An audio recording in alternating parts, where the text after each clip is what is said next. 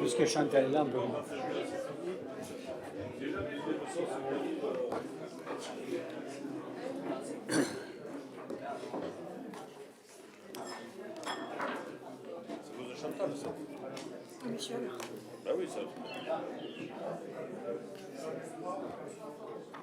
Bien, chers collègues,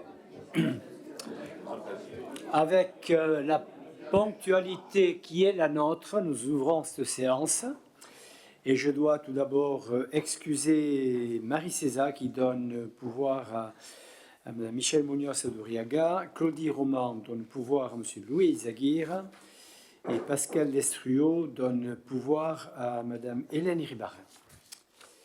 Pour le compte rendu de la séance précédente, nous passons la parole à Mme Céline Cotina. Arratchaldeon, bonsoir à tous et à toutes. Compte rendu de la réunion du conseil municipal du mercredi 25 octobre 2023 à 18h30. L'an 2023, le mercredi 25 octobre à 18h30 s'est réuni le conseil municipal sous la présidence de M. Cotier et Sénaro, maire. Présents, M. Essenaro, Mme Kerry Cotenson, M. Tranché, Mme Butori, M. Irasusta, Mme Munoz Aduriaga, M. Arrobarena, Mme Camacho Satik, M. Grabière, M. Bernard, Mme Aspuru, M. Pellegrin-Aramandi, M. Tariol, Mme Beaufort, Mme Labo, Mme Arambourg, M. Izaguirre, M. Monterola, Mme Le Gardinier, M. Arcelus Aramandi, Mme Navarron, Mme Cotina, M. Salaberry, M. Destruo, Mme Echtomba à partir de la délibération numéro 154-2023, M. Balansategui, Mme Iribarren. Pouvoir, Mme César à Mme Munoz Aduriaga, M. Géant à M. Izaguirre, Mme Roman à Mme Labo, M. Marciarina Garat à Mme Navarron, Mme Barrero à Mme Iribarren, Mme Echtomba à M. Balansategui jusqu'à la délibération numéro 153-2023. Absent, M. Pouy-Faucon, secrétaire de séance, Mme Céline Cotina, date de la convocation 18 octobre 2023. Le quorum de l'Assemblée étant atteint, M. le maire ouvre la séance. Adoption du procès-verbal du conseil municipal du 27 septembre 2023, adopté à l'unanimité. Délibération sur rapport de M. Cotier Sénaro, maire, délibération 149-2023, décision du maire prise par délégation du conseil municipal. Le conseil municipal prend acte de la situation, pas de vote. Délibération 150-2023, communauté d'agglomération Pays Basque, rapport d'activité 2022. Le conseil municipal prend acte de la situation, pas de vote. Sur rapport de M. Frédéric Tranché, délibération 151-2023, exonération de la redevance d'occupation du domaine public et de la taxe locale sur la publicité extérieure, travaux de la place de la République, adopté à l'unanimité. Délibération 152-2023, création d'une commission d'indemnisation amiable dans le cadre de l'aménagement de la place de la République, adoptée à l'unanimité des suffrages exprimés, 6 abstentions, Mme Navarron, Mme Le Gardinier, Mme Cotina, M. Monterola, M. Arcelus Aramandi, M. Marciarina Garat. Sur rapport de Mme Intiara Ispuru, délibération 153-2023, mise en place d'une astreinte de direction, adoptée à l'unanimité. Délibération 154-2023, prime de responsabilité pour les emplois fonctionnels de direction DGS, adoptée à l'unanimité. Délibération 155-2023, modification du tableau des effectifs des emplois permanents, création d'un emploi permanent de coordinateur administratif du pôle éducation enfance au sein de la direction de la vie de la cité, adoptée à l'unanimité.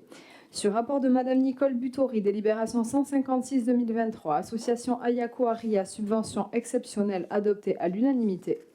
Sur rapport de Mme Chantal Kerry-Cotenson, délibération 157-2023, délégation de certaines attributions du conseil municipal au maire en vertu de l'article L 2122-22 DUCGCT, droit de préemption en zone d'aménagement différé, adopté à l'unanimité.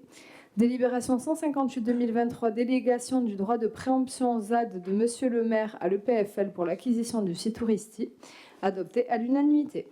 Délibération 159-2023, communauté d'agglomération Pays Basque, rapport 2022 sur le prix et la qualité du service de collecte et de gestion des déchets ménagers et assimilés. Le conseil municipal prend acte de la situation, pas de vote. Délibération 160-2023, communauté d'agglomération Pays Basque, rapport 2022 sur les activités du cycle de l'eau. Le conseil municipal prend acte de la situation, pas de vote. L'ordre du jour étant épuisé, monsieur le maire remercie l'Assemblée et lève la séance à 19h15. Merci Madame Cotina. Je propose qu'on vote l'accord sur ce procès-verbal, qu'il accepte. Des votes contre, des abstentions? Je n'en vois pas. Je vous remercie. Première question à l'ordre du jour concerne donc les décisions du maire. Si vous n'avez pas de commentaires particuliers, nous prenons acte des décisions du maire. Délibération numéro 2, donc il s'agit de la décision modificative numéro 3 du budget principal. Elle ne concerne cette délibération que la section d'investissement. Alors, nous avons réduit le montant des immobilisations corporelles et notamment des acquisitions foncières. Nous avions prévu 300 000 euros. Nous la réduisons de 200 000 euros. Nous avons juste fait une acquisition concernant des terrains appartenant à la PHP en réalité. De ce fait, nous avons besoin de moins, enfin non, nous avons 100 000 euros de moins à rembourser en emprunt sur 2023. Il y aura un début de remboursement d'emprunt sur 2024 pour 100 000 euros, donc on le diffère dans les dépenses. Sur les dotations fonds de réserve, nous avons 200 000 euros qui sont une diminution de la prévision de recettes sur le fonds de compensation de la TVA. Sur les emprunts, donc la diminution de l'emprunt prévisionnel est faite à hauteur de 100 000 euros. Voilà ce que ça veut dire. Donc notre section d'investissement se décline donc en dépenses moins 300 000 euros et en recettes moins 300 000 euros. Est-ce que vous acceptez cette décision modificative numéro 3? Qu'il accepte? Non, vous avez une question? Oui. Madame Navarron. Bai, barkatu arratsaldean. Bai, guk duela hilabete batzuk posten ginen, zelako 300.000 euroko gutuna zal bat lurrak edo eraikinak erosteko. Gaur egun 100.000 eurora jaisten da. Eta badakigu EPFL-aren bitartez erosten aldugula, baina alere pentsatzen dugu garrantzitsua dela udaletxeak berak bere diruarekin erostea, eta hortan galdegin nahi nugu berriz zertan den les servitudes de logement sociaux eta les estimations via le domaine. Donc oui, il y a quelques mois, on se réjouissait de cette enveloppe de 300 000 euros pour des acquisitions foncières. Aujourd'hui, on voit qu'elle est réduite à 100 000 euros. Alors, on comprend bien qu'on peut faire des acquisitions également par le biais de l'EPFL, mais on trouve quand même nécessaire que la mairie, la municipalité puisse acquérir des terrains ou des bâtis sur fonds propres. Et donc pour ça, il faudrait savoir les estimations. Est-ce qu'on a fait appel au domaine pour des estimations? Et qu'est-ce qu'il en est des servitudes de logements sociaux? Simplement vous dire qu'on n'a pas jugé opportun. Aujourd'hui, il n'y a pas eu de situation qui nous a permis de venir acquérir pour les 200 000 euros qui restaient de biens sur le marché. Voilà, les marchés sont plus chers que pour 200 000 euros, donc on n'avait pas 200 000 euros à mettre. Comme vous l'avez fort bien dit, on passe par le PFL, nous avons encore des négociations. Et comme vous l'avez vu, notamment sur le logement, puisque c'est ce qui nous préoccupe, ce matin, nous venons encore de poser une première pierre pour 18 logements sociaux en accession à la propriété, via un BRS sur le boulevard Leclerc, de la résidence Martinet. Donc il n'y a pas de souci, on va pas, c'est pas parce qu'on les a mis au budget qu'on est obligé de les consommer. En tout cas, on peut l'imaginer différemment.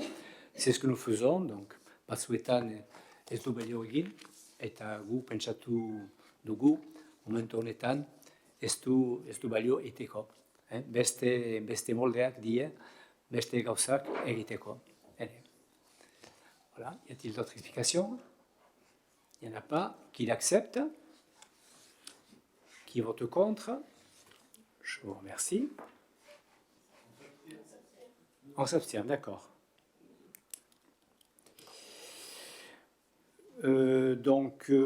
Encore une délibération, c'est une garantie solidaire à l'OGEC Guéloco. De quoi s'agit-il? Bon, c'est un rapport classique aussi pour des garanties sur emprunt, dont l'OGEC Guéloco va contracter un emprunt de 600 000 euros auprès du Crédit Coopératif afin de finaliser les travaux d'aménagement du Collège Saint-Vincent. L'OGEC a sollicité la ville afin que cette dernière accorde ses garanties solidaires. Nous sommes d'accord, je pense, pour accorder la garantie qui nous est demandé à hauteur de 30%, soit pour 180 000 euros sur les 600 000 qui nous sont proposés.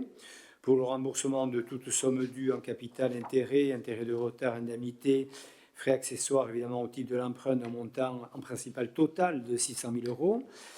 Logec Guérocco se propose de contracter auprès du Crédit Coopératif, société coopérative anonyme de banque populaire à capital variable, dont le siège social situé boulevard de Pécharo, à Nanterre, CEDEX, ayant pour numéro d'identification donc unique 349 974 931 RCS Nanterre, selon les modalités suivantes. Donc, je vous rappelle qu'il s'agit d'un emprunt, vous l'avez dans la délibération, de 600 000 euros, taux annuel d'intérêt 4,40%, durée totale 180 mois, durée du préfinancement 12 mois, durée d'amortissement 180 mois, cofinancement garantie d'emprunt apporté par le conseil départemental, qui lui s'engage à hauteur de 50%. La garantie de la ville est accordée pour la durée totale du concours, soit 180 mois, une fois les fonds consolidés. Donc je vous passe le reste de la délibération. La conclusion, c'est qu'ainsi, après en avoir délibéré, il est proposé au conseil municipal d'autoriser le maire de la ville d'Hendaye ou toute autre personne dûment habilitée, en application des articles L 2122-17, 122-18, 122-19 du Code général des collectivités territoriales, à intervenir au contrat de prêt qui sera passé entre le Crédit Coopératif et Logec Guérocco et de l'habiliter à procéder ultérieurement, sans autre délibération, aux opérations qui nécessiteraient, le cas échéant, la mise en œuvre de la garantie, et de renoncer à opposer au Crédit Coopératif la convention de garantie que la ville d'Hendaye a éventuellement conclue avec Logec Guérocco ou toute autre condition subordonnant la mise en jeu de sa garantie. Est-ce que vous acceptez la délibération? Qu'il accepte? Y a-t-il des votes contre ou des abstentions? Je n'en vois pas. Je vous remercie. Pour la question suivante ou les questions suivantes, je passe la parole à M. Frédéric Tranchet. Reversement du produit des marchés, organisé par l'Office du tourisme et du commerce. Donc, comme vous le savez, l'Office du tourisme et du commerce organise des foires et des marchés tout au long des vacances de printemps de la saison estivale. Elles vous sont rappelées ci-dessous. Les produits encaissés en 2023 au titre des droits de place à l'occasion de ces manifestations s'élèvent à 48 710 euros. Ainsi, après avoir délibéré, il est proposé au conseil municipal d'autoriser monsieur le maire à reverser cette somme correspondant aux recettes des droits de place à l'EPIC Hendaye Tourisme et Commerce, et les crédits nécessaires sont prévus au budget principal. Est-ce que vous acceptez la délibération? Oui. Non. Ou abstention? Je vous remercie. Toujours Frédéric Tranchet. Donc on revient sur la loi MAPTAM qui transformait un petit peu cet usage qui était un droit de stationnement et qui est devenu une redevance d'utilisation du domaine public en cas de non-paiement ou de paiement insuffisant de la redevance. L'usager ne commet plus une infraction pénale et elle doit donc s'acquitter du paiement d'un forfait de post-stationnement, qui est plutôt appelé FPS. Le conseil municipal avait approuvé le 14 décembre 2022 la grille tarifaire de la redevance de stationnement et ses modalités de gestion. Dans le prolongement de la mise en place de cette réforme du stationnement, les collectivités concernées pouvaient signer une convention avec l'Agence nationale de traitement automatisé des infractions, l'ANTAI, pour assurer le traitement des messages FPS et de l'édition des APA. La commune d'Hendaye avait alors saisi et voté le 27 janvier 2021 approuvé la signature de cette convention dite cycle complet avec l'ANTAI pour une durée de 3 ans qui arrive aujourd'hui à échéance le 31 décembre. Les conditions et engagements respectifs de la collectivité et de l'ANTAI pour le cycle complet ont été décrits dans la convention qui vous a été jointe.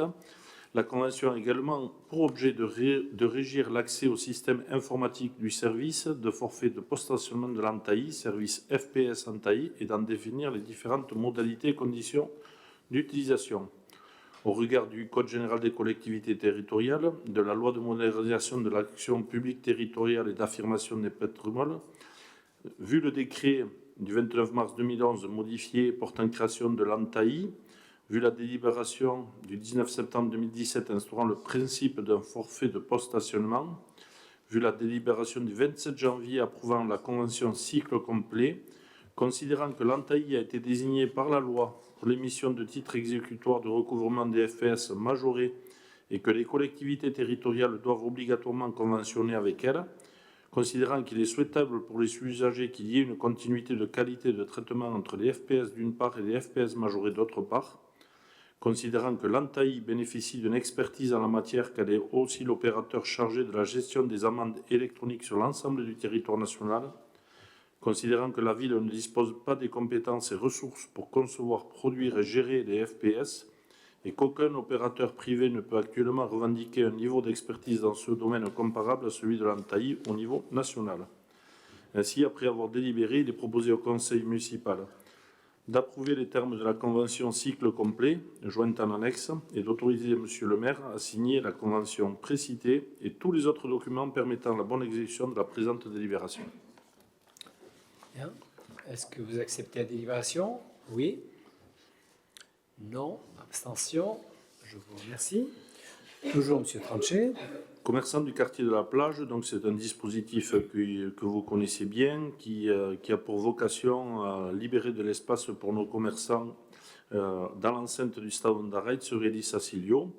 Le parking du stade comprend 63 places matérialisées qui sont proposées à la location sur la période de juillet-août. Ce parking est clôturé. L'accès se fait par une barrière électrique avec un badge dédié. Le dispositif qui est proposé pour 2024 se base sur les mêmes contraintes techniques et logistiques que les années précédentes. Chaque utilisateur dispose d'un badge nominatif, strictement personnel et affecté à un seul véhicule autorisé pour éviter que ce parking soit utilisé à d'autres fins que le soutien aux commerçants et que les badges circulent de main en main. Outre la numérotation du badge et des places, des contrôles des véhicules ayant droit seront effectués par les services municipaux. Chaque utilisateur versera une caution de 100 € et l'accès du parking au stade est possible du 6 juillet au 4 septembre, à l'exception des 9, 10 et 11 août, week-end de la fête basse, qui correspond tout simplement aux vacances scolaires. S'agissant des horaires, le parking doit être libéré la nuit. Il sera accessible dès 6 h du matin tous les jours, heure à partir de laquelle les services municipaux prennent leur service dans les locaux au fond du stade. Le dispositif 2024 propose pour chaque véhicule stationné dans l'enceinte du stade un tarif de 80 € pour la période complète, ce prix devant couvrir le prix du badge et les contraintes que ce système fait peser sur la collectivité. Vu le Code général des collectivités territoriales, vu la délibération du conseil municipal en date du 16 novembre 2022, considérant que les contraintes auxquelles sont exposés les commerçants du quartier de la plage en termes de stationnement sont récurrentes à chaque saison, ainsi après avoir délibéré, il est proposé au conseil municipal d'accepter le principe de mise à disposition du parking du stade Ondarreit pour les commerçants du quartier de la plage pour une nouvelle saison, soit du 6 juillet au 4 septembre, dans les mêmes conditions qu'en 2023, avec le versement d'une caution de 100 € que je ne vous avais pas cité dans mes précédents propos. Bien. Acceptez-vous cette délibération? Qu'il accepte. Des votes contre, abstention, je n'en vois pas. Merci.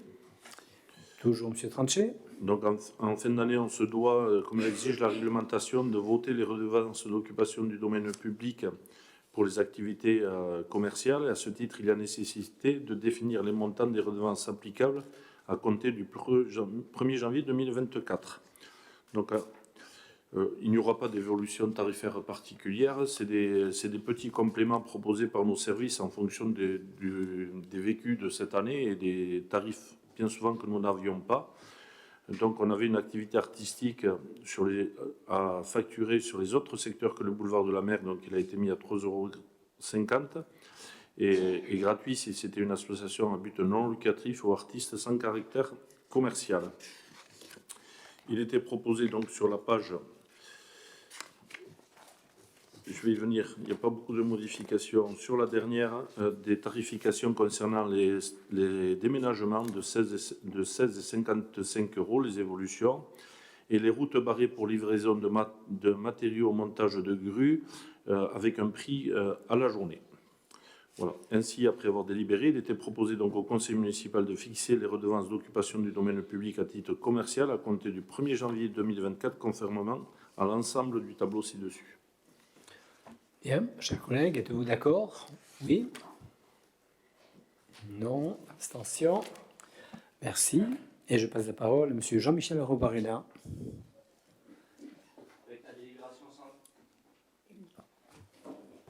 Avec la délibération 168-2023, le produit des horodateurs est encaissé par le régisseur de recettes et de la régie horodateur. Toutefois, un horodateur se situant sur l'emprise de la station littorale d'Andaille, il est nécessaire de prévoir le reversement des produits encaissés sur le dit horodateur à la station littorale d'Andaille.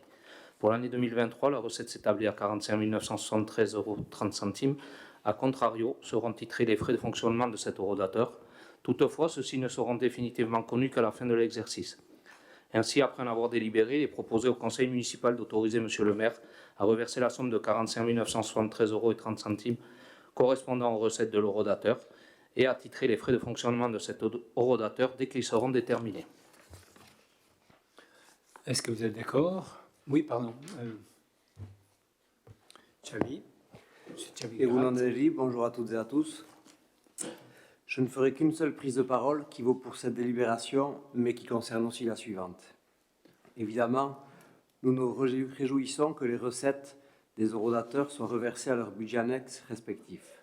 Ceci dit, les zones portuaires ne devraient pas servir à faire du stationnement pour la plage, car nous le rappelons encore une fois, le port est une vraie zone d'activité économique et il a besoin de tous les mètres carrés dont il dispose. Merci. Oui, simplement répondre qu'aujourd'hui, les mètres carrés qui sont utilisés sont confortables, autant pour la pêche que pour la plaisance. Il n'y a pas de remise en cause jusqu'à présent de ces espaces-là. Et on connaît très bien des plaisanciers qui vont à la plage et des pêcheurs qui vont à la plage aussi en utilisant le même parking. Alors on ne va pas mettre de la police et plus de police là où il y a suffisamment de police. Me semble-t-il, on va pouvoir partager en tout cas les espaces, ils le sont jusqu'à présent, et je ne doute pas, Xabi, qu'ils le seront dans l'avenir aussi. Bien, mais c'est entendu. Qui accepte la délibération? Des votes contre, des abstentions? Je vous remercie. Autre question, M. Jean-Michel Oui. Robarena.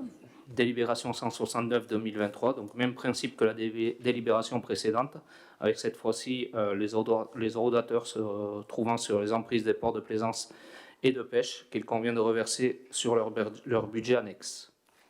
Pour l'année 2022, la recette s'établit à 56 253,90 € pour le port de plaisance et 53 647,20 € pour le port de pêche. A contrario, seront titrés les frais de fonctionnement des horodateurs sur 7 457,12 € pour le port de plaisance et 3 728,56 € pour le port de pêche. Ainsi, après en avoir délibéré, il est proposé au conseil municipal d'autoriser M. le maire à reverser au budget annexe idoine la somme de 56 253,90 € correspondant aux recettes des horodateurs situés sur l'emprise du port de plaisance et la somme de 53 647,20 € correspondant aux recettes des horodateurs situés sur l'emprise du port de pêche. Émettre un titre de 7 457,12 € pour le port de plaisance et 3 728,56 € pour le port de pêche pour les frais de fonctionnement de ces horodateurs. Les crédits nécessaires seront prévus au budget primitif 2023 de ces différents budgets. Merci, M. Romarina. Je propose qu'on délibère. Qui accepte? Y a-t-il des votes contre ou des abstentions? Je vous remercie. Et je passe la parole donc à Madame Nicole Butouri. Alors, conventionnement avec la Caisse d'allocation familiale et la Mutualité sociale agricole. La CNAF et la CCMSA ont signé le 9 juin 2022 une convention visant à simplifier les démarches de financement des établissements d'accueil du jeune enfant et des accueils de loisirs sans hébergement. Après un diagnostic complet de la situation sur le territoire des Pyrénées-Atlantiques, CAF et MSA se sont accordés localement pour proposer un taux d'intervention unique aux deux structures visant à financer les actions des collectivités et défini pour chaque bassin de vie, et ce, à compter de 2024. La ville d'Andaille est déjà liée à la CAF par une convention de prestation de services. Aussi, afin de mettre en œuvre ces nouvelles modalités de cofinancement CAF MSA Sud-Aquitaine, il est nécessaire pour la CAF de dénoncer la convention existante, puis de proposer à la commune une nouvelle convention d'objectifs et de moyens assortie d'un volet financier tripartite, commune, CAF, MSA. Sur la base des éléments ci-dessus, et après en avoir délibéré, il est proposé au conseil municipal d'autoriser Monsieur le maire à dénoncer la convention signée entre la ville d'Andaille et la CAF relative aux prestations de services en date du 18 janvier 2022 et procéder à la signature de cette convention tripartite d'objectifs et de financement et de souligner tout document s'y référent. Merci Madame Butori. S'il n'y a pas de questions, je passe au vote. Qui vote pour? Y a-t-il des abstentions, des votes contre? Je n'en vois pas. Je vous remercie. Et je passe la parole à Madame Muñoz Aduriaga. Delibero honen gaia da kultura ekitaldietarako sartzeen tarifak 2024ko urtarrilaren lehenetik goiti finkatzea. Asmoa ez da jadanik indarrean diren tarifak aldatzea, baizik eta informazioak osatzea gertatu zaizkigun egoera guztietara egokitzeko. Beraz, ikasleentzat, eskolak, kolegioak, liseoak, ikastaldian edo ikastaldi kanpo datozen gainerako ikasleentzat erabiltzen den tarifa berdina da. Adibide baterako, barnetegitik ateraldia egitean. Gero, gonbidapenetan gaineratu dugu urtean 2 leku eskaintzea eskaera eginen duten ikasle gurasoen elkarteei eta denentzat gizarte zentroari, lotoetan sari gisa erabila ditzaten. Xehetasun gehigarri bat emango nuke, ahalmen urritasunen bat duten pertsonek prezio murriztua ukanen dute eta laguntzailearentzat urririk. Beraz, eztabaida egin ondoren, herri kontseiluak baimena eman dio auzapez jaunari honako hauetarako. Goian proposatu tarifak onar ditzan, tarifa horiek 2024ko urtarrilaren lehenetik goiti, erabil ditzan herriak antolatuko dituen kultura ekitaldi orotan. Cette délibération a pour objet de fixer les entrées aux manifestations culturelles à compter du 1er janvier 2024. Il ne s'agit pas de modifier les tarifs déjà en vigueur, mais de compléter des informations pour répondre aux différentes situations rencontrées. Ainsi, pour les scolaires, écoles, collèges et lycées, le même tarif est appliqué pour les élèves qui viennent sur leur temps scolaire ou en dehors, par exemple lors d'une sortie de l'internat. Ensuite, dans les invitations, il est ajouté l'offre de 2 places par an aux associations de parents d'élèves qui en font la demande, ainsi qu'au centre social d'Enensat et qui sont utilisés comme lots à faire gagner lors des lotos. J'apporterai juste une précision supplémentaire. Les personnes en situation de handicap bénéficieront du tarif réduit avec gratuité pour leur accompagnateur.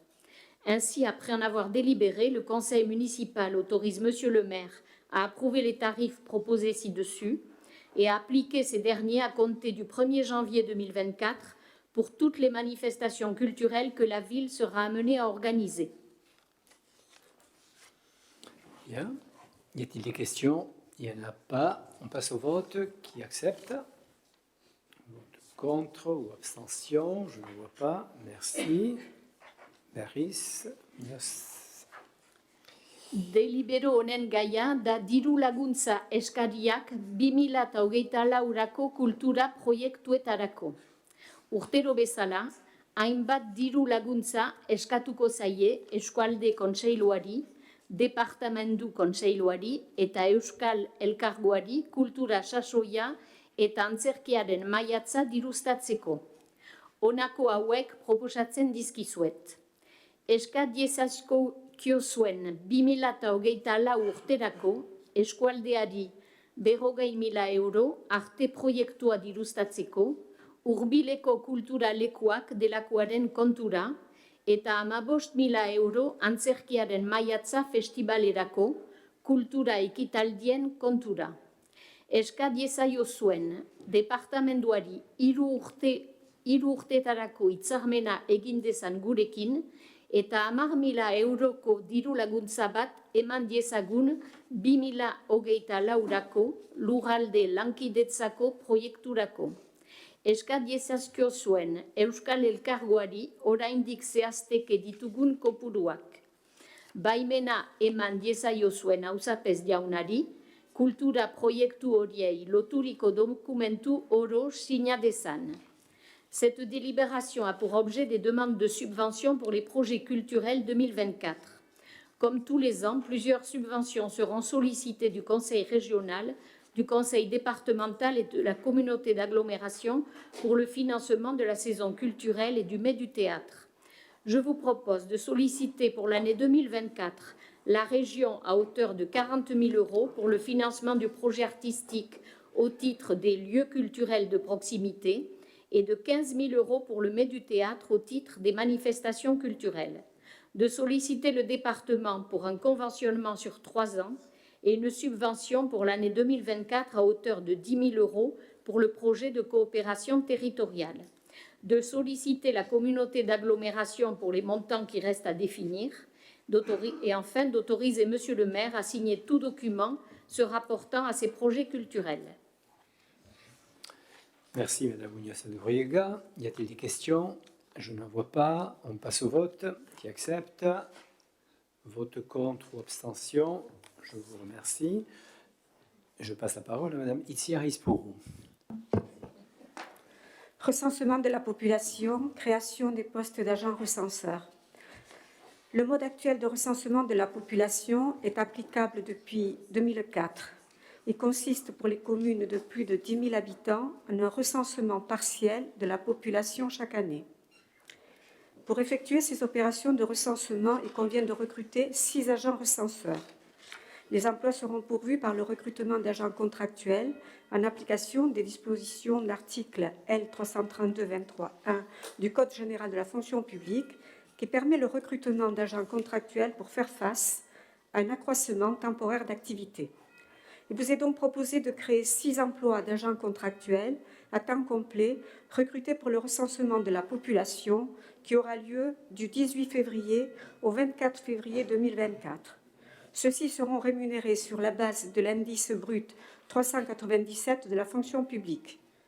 Compte tenu des périodes de formation dispensées par l'INSEE et du repérage nécessaire à la mission, le contrat sera établi pour la période allant du 8 janvier au 29 février 2024.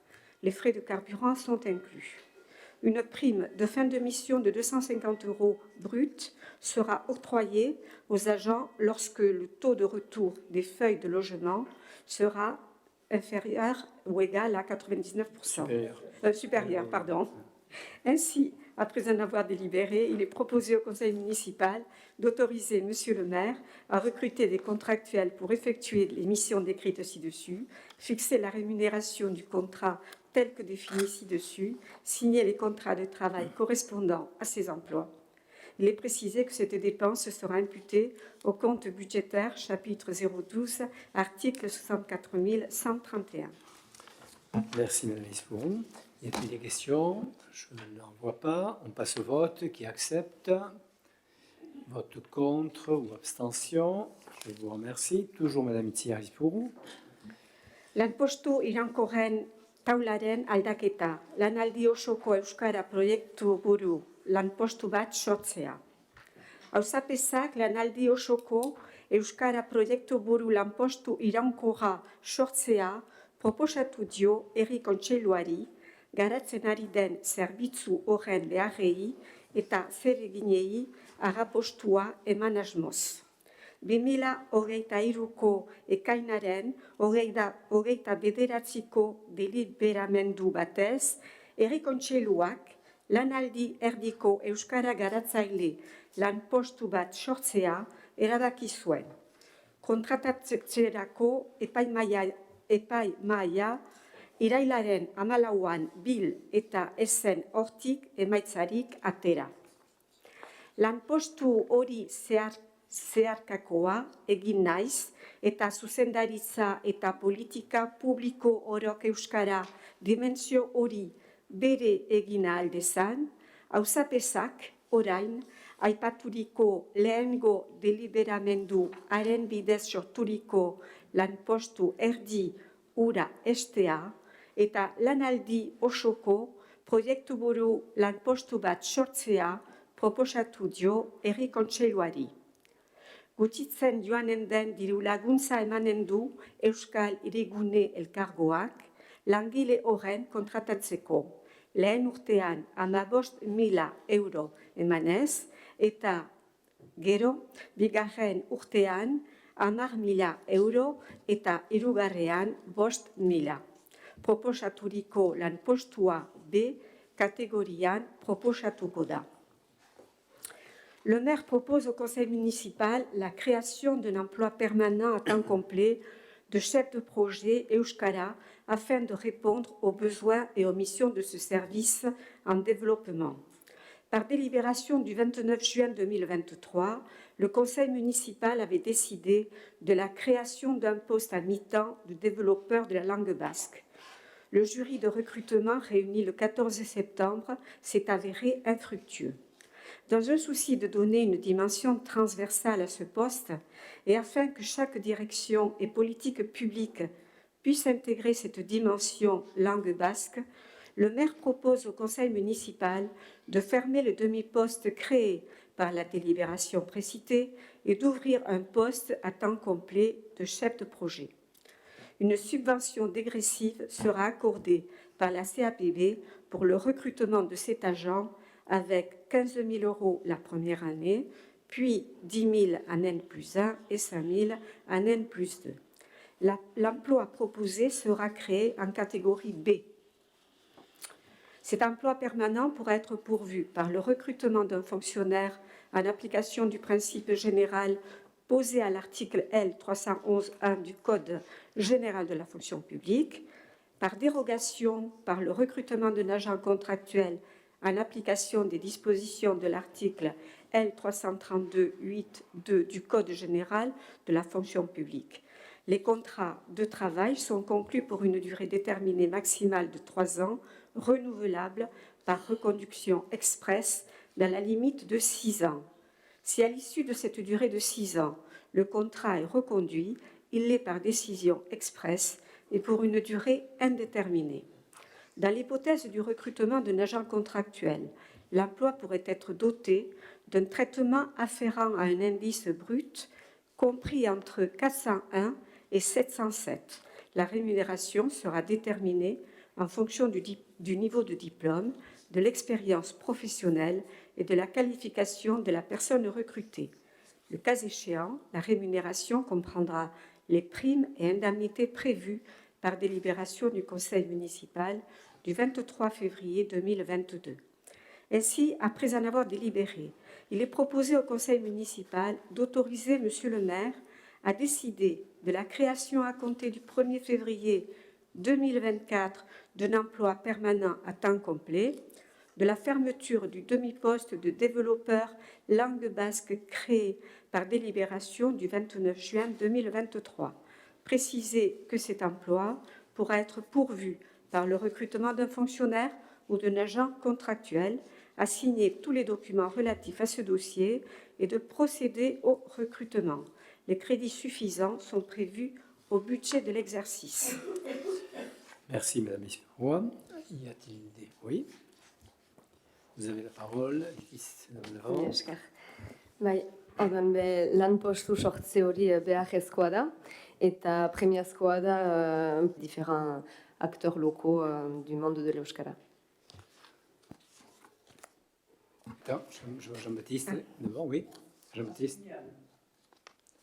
Azkenian. Bon. Ados. Zuri bai. Gaur, boskatzeko eskatzen dizugun deliberazioa, gure udalerrian euskararen garapenerako beste urrats handi bat da. Irakurri zenuten bezala, orokor zuzendaritzaren agintapean dagoen funtzio gurutzadun posizio batean da. Kontratatuko den pertsona arduratuko da hizkuntza jarduerak koordinatzeaz eta protokoloa jarraitzeaz. Bere jardun esparrua udal administrazioan izango da, baina udalaz kanpoko erakundeetan eta elebitasuna garatu nahi duten ekarteen laguntzeko. Onomastika eta teknologia digitalaren garapena bere jardueraren misio garrantzitsuak izango dira. Udalak bere eskumeneko esparruetan lan egiten du. Hau da, herriko administrazioa eta komunikazioa udalez kanpoko erakundeen laguntza. Euskarari eskainitako elkarteek euren arauek zehazten dituzten esparruetan lan egiten dute. Hauek legez bi mundu ezberdinak dira. Bi esparru hauen lanen batutketak osatzen du gure herrian euskararen hizkuntza politika orokorra. Hendaiaren tamainako beste herrietan zer gertatzen den ikusi behar dugu.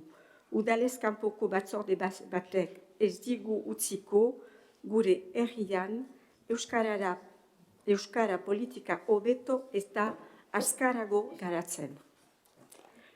La délibération que nous vous proposons de voter aujourd'hui constitue un pas supplémentaire important pour le développement de l'Euskara dans notre commune. Comme vous avez pu le lire, il s'agit d'un poste à vocation transversale sous l'autorité directe de la DGS. Cela ne prendra effet qu'après le CST du décembre prochain. La personne qui sera recrutée aura en charge la coordination des activités linguistiques et la poursuite de la mise en œuvre de protocoles loi. Son champ d'action se situera bien évidemment dans l'administration municipale, mais se développera vers les organismes extra-municipaux et le soutien des associations souhaitant développer le bilinguisme. L'onomastique et le développement du numérique seront des missions importantes de son activité. Alors, pour ce qui concerne la commission extra-municipale, la commune travaille dans ses domaines de compétences, c'est-à-dire l'administration, la communication et le soutien des organismes municipaux. Les associations dédiées à l'Euskara travaillent dans les domaines définis par leur statut. Ce sont deux modes juridiquement différents. L'agrégat des travaux de ces sphères constitue la politique linguistique globale de l'Euskara dans notre ville. Il faut voir ce qui se passe dans les autres communes de la taille d'Andaï. Une commission extra-municipale ne permettra pas de développer mieux et plus rapidement la politique de l'Euskara dans notre ville. Voilà. Bien. Jean-Baptiste Salaberri jaunak erran bezala, askenean, baina nik uste dut ez da izanen gure asken proposamena. Allez, qui veut voter? Je disais simplement, oui, que comme disait M. Jean-Baptiste Salaberri, enfin, mais je promets aussi que ça sera enfin, mais pas la dernière des propositions que nous ferons, bien sûr. Il faut toujours le temps au temps. Euskaraz ere bai. Bien, qui accepte dans la délibération? Qui vote contre ou qui s'abstient? Je vous remercie. Je passe toujours à Mme Itziar Aizpuru.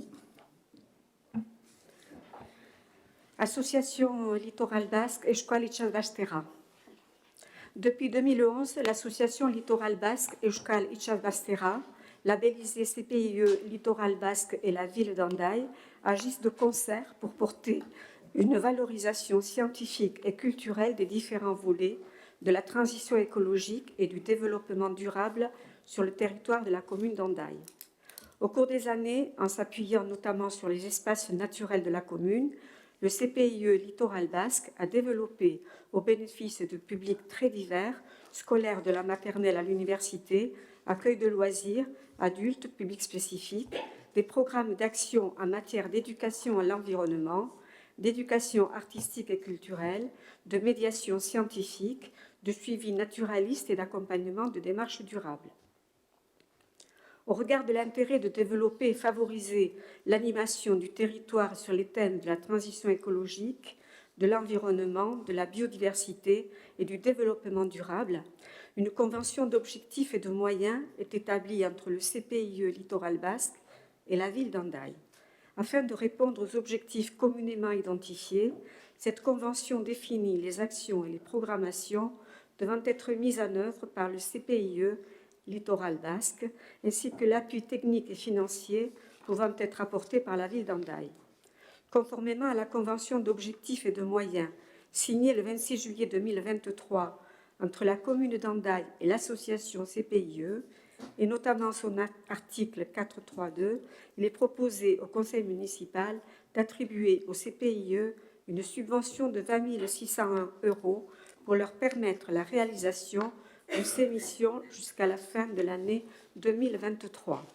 Sur la base des éléments ci-dessus et après en avoir délibéré, il est proposé au conseil municipal d'autoriser Monsieur le maire à attribuer une subvention de 20 601 € à l'association précitée, prendre toute décision, signer tout document permettant la mise en œuvre de cette décision. Merci, Mme Isporou. Il n'y a pas de questions, je suppose. On passe au vote. Qui accepte? Y a-t-il des votes contre ou des abstentions? Je n'en vois pas. Je vous remercie. Je passe la parole à Mme Laurence Beaufort. Oui, bonsoir à tous. Délibération sur la fixation des tarifs du port de plaisance 2024. Comme chaque année, il y a lieu de fixer les tarifs pratiqués au port de plaisance par la station littorale andaillaise pour l'année à venir. Dans ce cadre, plusieurs modifications sont envisagées afin de mettre en place des tarifs plus simples, plus complets et plus explicites pour les plaisanciers qui permettront de rester compétitifs par rapport aux ports voisins. Tout d'abord, les tarifs manutention, aujourd'hui basés sur le poids des bateaux et la longueur pour le stationnement sur la zone technique suivant la saisonnalité, ne semblent plus adaptés pour les manutentions, car le port de plaisance ne dispose pas de paissons sur l'élévateur afin de contrôler le poids des bateaux. Ainsi, il est proposé de fixer les tarifs des manutentions et du stockage sur la base de la longueur du bateau, de proposer un tarif pris par mètre par jour sans saisonnalité, de réduire à 3 catégories pour les longueurs, d'augmenter à 5 jours la franchise pour les carénages des bateaux en contrat annuel, d'augmenter le tarif de la rampe, mais en proposant en complément le stockage de la voiture et remorque le temps de la sortie en mer, de prendre le tarif moyen pour la location des berres de stockage, de rajouter quelques tarifs, stockage de mât, stationnement remorque sans bateau.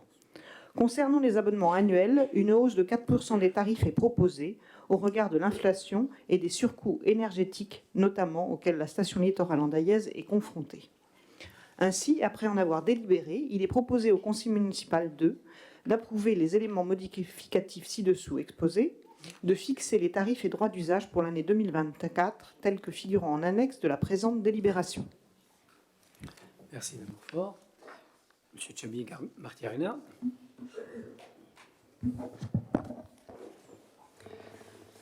Les tarifs deviennent compétitifs et le modèle de facturation cohérent. Cela va permettre aux utilisateurs de comparer les prix avec les ports voisins. Pour ce qui est de la cale de mise à l'eau, elle passe de 7 à 15 €, mais avec le stationnement de la remorque et du véhicule. Des travaux de sécurisation ont-ils été prévus? Car, comme vous le savez, tous les ans, plusieurs véhicules tombent à l'eau. Quel emplacement va-t-il être réservé au stationnement des véhicules des utilisateurs de la rampe? Peut-être les 1665 mètres carrés que nous aurions de récupérer le 1er novembre 2020?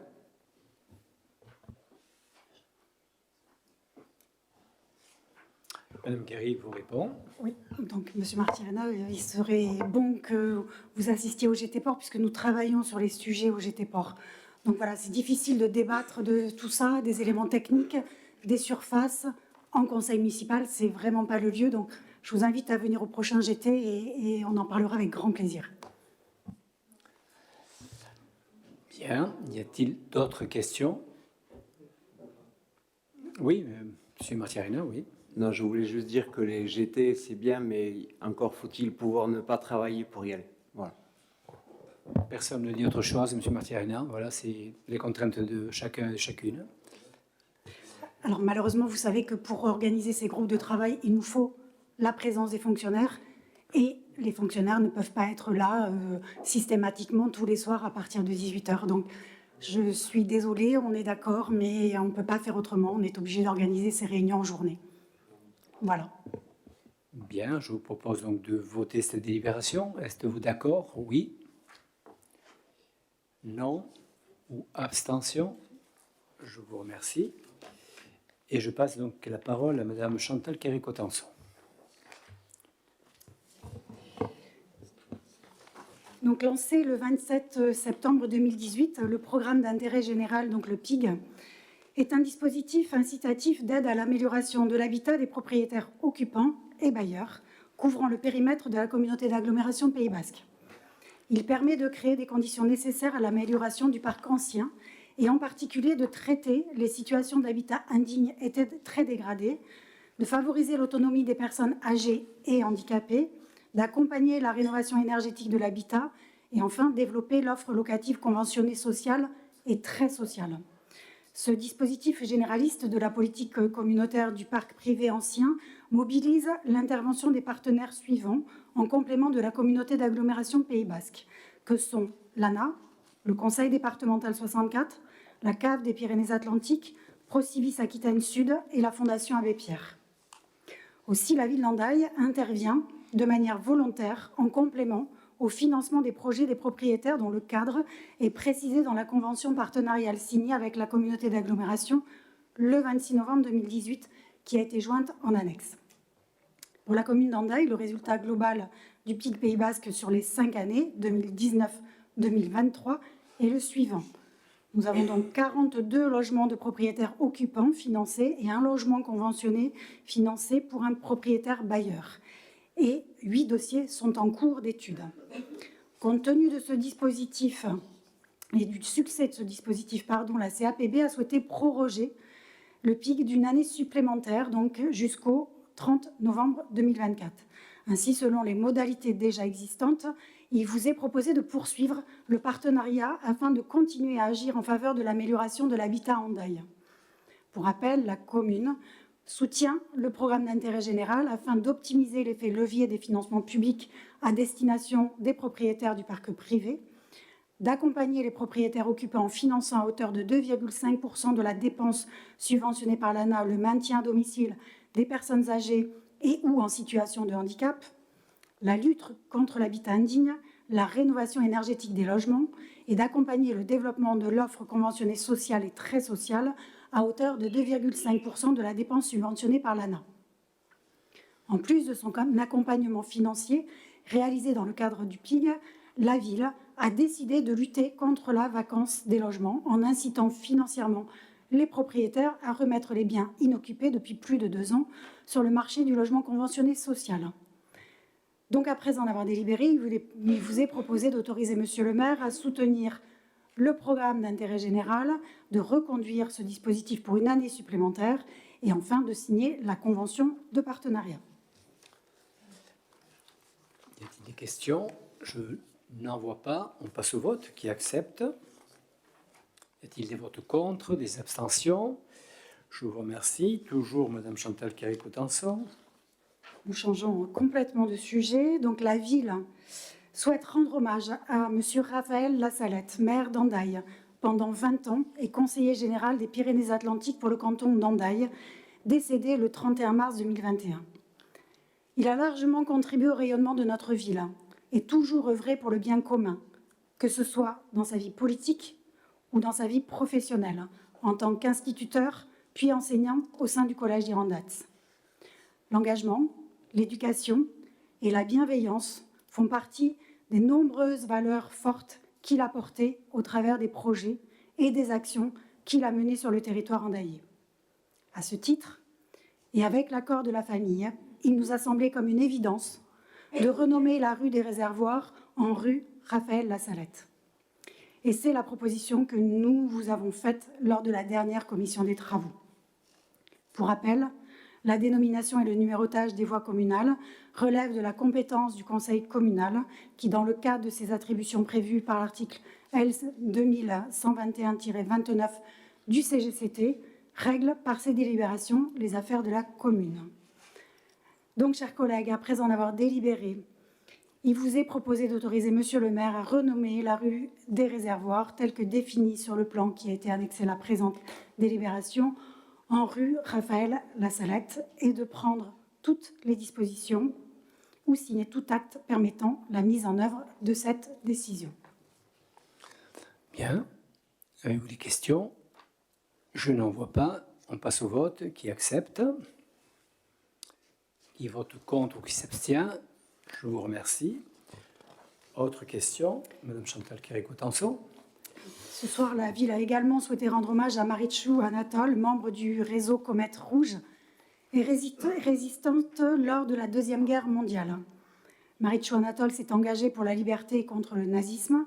Elle est décédée en 1981 à l'âge de 72 ans, alors que la frontière fut traversée du nord vers le sud par 113 aviateurs et 39 juifs. Les noms de rue nous rappellent très souvent des hommes illustres. Nombreuses sont pourtant les femmes qui, au cours de l'histoire, se sont illustrées par leur courage et leur engagement au péril de leur vie. Marichou Anatole était l'une d'entre elles. C'est pourquoi la ville d'Hendaye a souhaité l'honorer. Là aussi, il vous est rappelé que la dénomination et le numérotage des voies communales relèvent de la compétence du conseil municipal. C'est pourquoi, après en avoir délibéré, il vous est proposé d'autoriser Monsieur le maire à nommer la place située à proximité du pont Avenida du nom de Marichou Anatole et de prendre toute disposition ou signer tout acte permettant la mise en œuvre de cette décision. Oui, Monsieur Chaber-Monterola. Emakumeen aurkako indarkeriaren nazioarteko egunaren karietarat eta garrantzitsua da orain arte inoiz omenduak izan ez diren eta historia egin duten emakumeak gogoan izatea. Zein dirake emakumeen aurkako indarkeriaren zifrak? Gaur egun eta urtearen hasieretatik 121 emazte hil dira Frantzian, bikote ohiaren edo semearen kolpeen ondorioz. 100 haurrek ama galdu dute. Eta zoritxarez, pentsa genezake hemendik abenduaren bukaera arte gehiago izanen direla. Beraz, zein izateke emakumeen aurkako indarkarien bilana, gure arbosoei bidezko tratua eman bageni, ez bagenitu historia liburuetan antzi. Ohiturak aldatzen dira, eta emaztei gizonek bezain bat merezi duten lekua emateko sortzen diren ekimenak sustatu eta biderkatu egin behar dira. Izendape hau, biharko Hendaiaren eraikuntza uraz garrantzitsua da. À quelques jours de la journée internationale contre la violence à l'égard des femmes, il est important de se remémorer celles qui ont fait l'histoire et que l'on a eu coutume à ne pas honorer jusqu'à présent. Quel serait le bilan de la violence contre les femmes? Rappelons qu'aujourd'hui, ce sont 121 femmes qui sont décédées en France sous les coups de leurs conjoints, ex-conjoints ou fils, depuis le début de l'année. Plus de 100 enfants ont perdu leur maman en cette année 2023. Et d'ici la fin de l'année, on peut malheureusement supposer que ces chiffres seront encore plus importants. Donc, quel serait aujourd'hui le bilan de la violence contre les femmes si nous avions traité nos ancêtres équitablement, si nous ne les avions pas aussi facilement oubliés dans nos livres d'histoire? Les temps changent et les initiatives pour redonner aux femmes la place qu'elles méritent, tout autant que les hommes, sont à encourager et à multiplier. Cette dénomination est donc un pas important dans la construction de l'Hendaia de demain.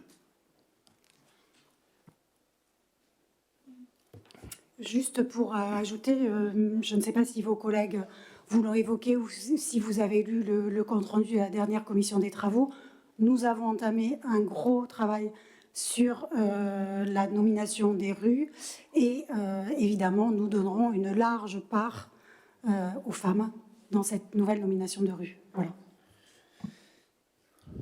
Bien, oui. Juste rappeler et féliciter tous les commerçants, artisans, services municipaux qui participent à une action qui est menée par le groupe de travail de Léonore Labo sur les violences et qu'il y a encore une formation parce qu'on a eu beaucoup de monde qui était intéressé. Ça amène le débat sur la place publique, ça protège les gens et ça les dirige de manière très très sensée. Donc félicitations à Léonore et à ce groupe de travail qui travaille d'arrache-pied. Bien. Et si on vote la délibération, je remercierai tout le monde, bien sûr, donc je propose qu'on la vote, cette délibération sur la nomination. Vous acceptez? Oui. Pas de vote contre, pas d'abstention. Bon, un grand mileshker à vous toutes et à vous tous. L'ordre du jour étant terminé, donc on lève la séance. Merci.